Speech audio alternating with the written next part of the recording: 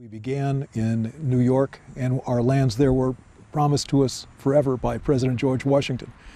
That lasted only till the 1820s. We came to Wisconsin and we negotiated a treaty that provided a base in conjunction with the Menominee, and that was eroded in the 1830s.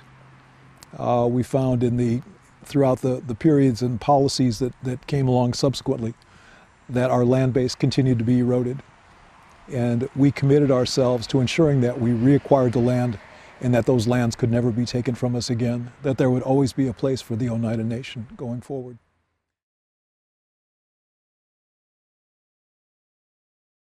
Oneida has a 7 generations vision that any decision that we make today affects that 7th generation not born. And correspondingly back, that 7 generations back, those leaders had made decisions for us that we're benefiting from today. And we try and do that in every decision we make today, that we look further than ourselves, we look further than our kids, and that when we accomplish something in our term, our lifetime, that it echoes across, generations, that they see that we were looking out for them when they come to this position, when they come to a point in their life that they can make decisions for others, that they too look at a greater picture, at the greater community, at the greater values and traditions and culture that Oneida has, that we carry that forward. And that's the most important thing, that we carry on our traditions, our culture and language.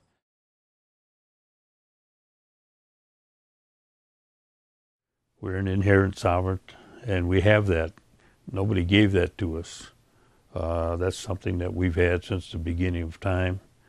And if anybody gave it to us, it was the Creator.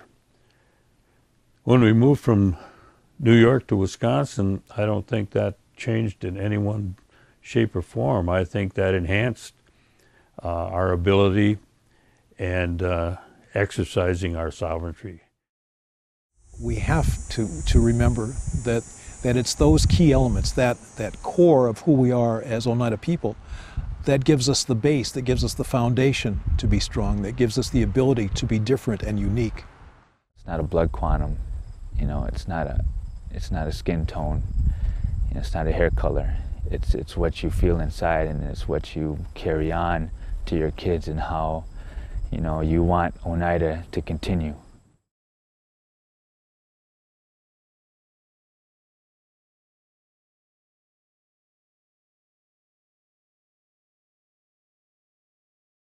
We had a lot of tribes. When we moved over here, like for the Pequots, for instance, they came. We did a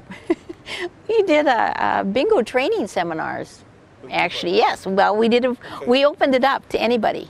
This was a bingo, but Pequots came here. They came here 2 times before before they were just in the middle of being recognized as a tribe. But they wanted to start bingo, and they came to us. And I might have some of that documentation. I just found a whole box of my old memos from 1983. So, we had them people come in, and we trained them. They spent like 3-4 days here. They paid us X amount of dollars to do that. And we showed them how to run a bingo and how to start it, and the games we did, and payout, all of that stuff. They wanted to learn how. So we did it. And then we had people from Mount Pleasant, Michigan. Yes, right, that's right. Another one of the biggest. Yes. I think more and more, especially now that I'm getting older, I believe we started it. I believe Alma and I, the idea we had, and her pushing me to go ahead and do this, we did it.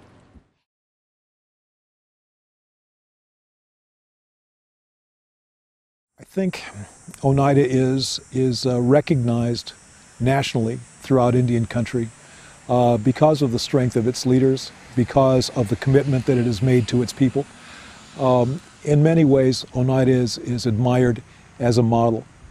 There are no millionaires here. There are, however, 3,100 jobs. There are programs and services that go far beyond those which are available in most tribes across the country. And the commitment continues to be to the people. And And the thing is, with our operation, we did so much for our community. I'm just talking about our community, because even with that, with the two I told you, the retail and our Oneida Police, we also had our nursing home that we were in the midst of building.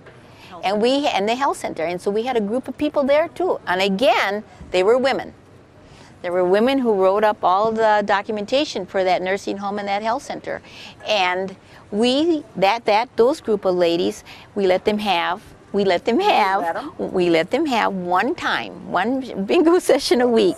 And their profits went to buy things for the nursing home that they couldn't afford, that weren't in the grant, like clocks for every room, you know, things like that that they didn't have the money for.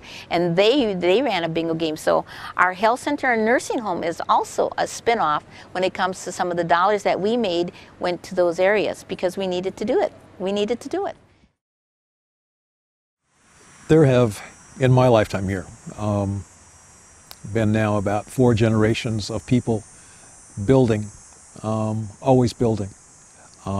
Never retreating, looking at what the needs of the nation are, always trying to find something more comprehensive, more sophisticated, a better way to do things.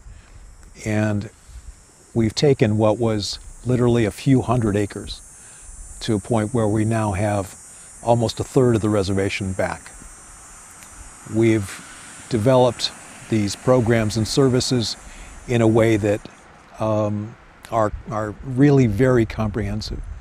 Not that they can't be made more sophisticated, but understand that when I first came back, none of that even existed. And so if you needed something, you went to family. And you basically had to take care of yourself. Everyone had to care for themselves because nobody really had anything to be able to help, except for that human condition, that human commitment to working together, to being strong. And I think a lot of that contributed to the motivation for us back in those days. We always saw ourselves working together and building. That desire to make something better is part of those generations. Seeing that relationship, seeing ourselves as Oneidas, seeing ourselves as building this nation and making it stronger.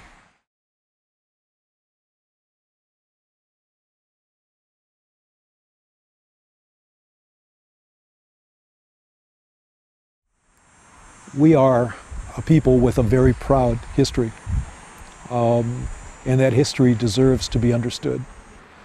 We need to remember that for every other American, there is some place in the world where their culture and their language and their traditions will continue to exist. For us, that place is only here. So if we don't take that mantle, if we don't assume those responsibilities, no one can for us, and we essentially cease to exist.